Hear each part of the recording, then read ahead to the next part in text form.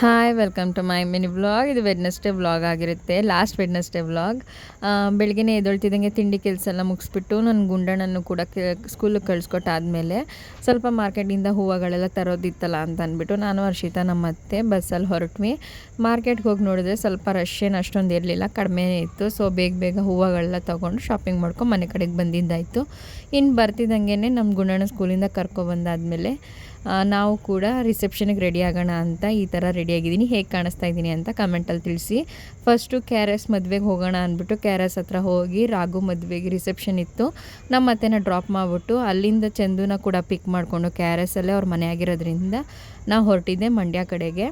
ಮಂಡ್ಯಕ್ಕೆ ಹೋಗಿಬಿಟ್ಟು ನನ್ನ ಫ್ರೆಂಡ್ ಜಾನು ಮದುವೆಗೆ ರಿಸೆಪ್ಷನ್ ಕೂಡ ಅವತ್ತೇ ಇದ್ದಿದ್ದರಿಂದ ಎಷ್ಟೋ ವರ್ಷದ ನಂತರ ಮೀಟ್ ಆಗ್ತಾಯಿದ್ದೀವಿ ಅಂದ್ಬಿಟ್ಟು ಹೋಗಿ ಅವಳನ್ನು ಕೂಡ ಮಾತಾಡಿಸ್ಕೊಂಡು ರಿಸೆಪ್ಷನಲ್ಲಿ ಒಂದು ಫೋಟೋ ತೊಗೊಂಡು ಮತ್ತು ನಾವು ಕೂಡ ಊಟಕ್ಕೆ ಕೂತ್ಕೊಂಡ್ವಿ. ಚಂದು ನಾನು ಮೀಟಾಗಿ ಇನ್ನೇನು 1.5-2 ವರ್ಷದ ಹತ್ತತ್ರ ಆಗಿತ್ತು. ನಾನು ಅವಳನ್ನ ಮೀಟೇ ಆಗಿರಲಿಲ್ಲ.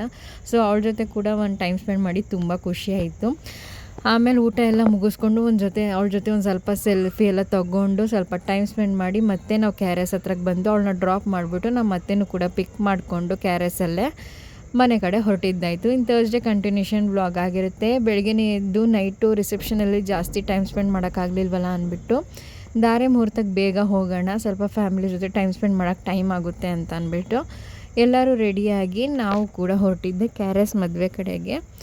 ಅಲ್ಲಿ ಹೋದಾಗ ಧಾರೆ ಮುಹೂರ್ತ ನಡೀತಾ ಇತ್ತು. ಸರಿ ಅಂತ ನಾವು ಕೂಡ ಧಾರೆ ಎಲ್ಲ ನೋಡಿಕೊಂಡು ಸ್ವಲ್ಪ ತಿಂಡಿ ಎಲ್ಲ ಮಾಡ್ಕೊಂಡು ಕೂತ್ಕೊಂಡ್ವಿ. ಅಷ್ಟರಲ್ಲಿ ನಮ್ಮ ಪಪ್ಪ ಮಮ್ಮಿನೂ ಕೂಡ ವಿಸಿಟ್ ಕೊಟ್ಟಿದ್ದರು.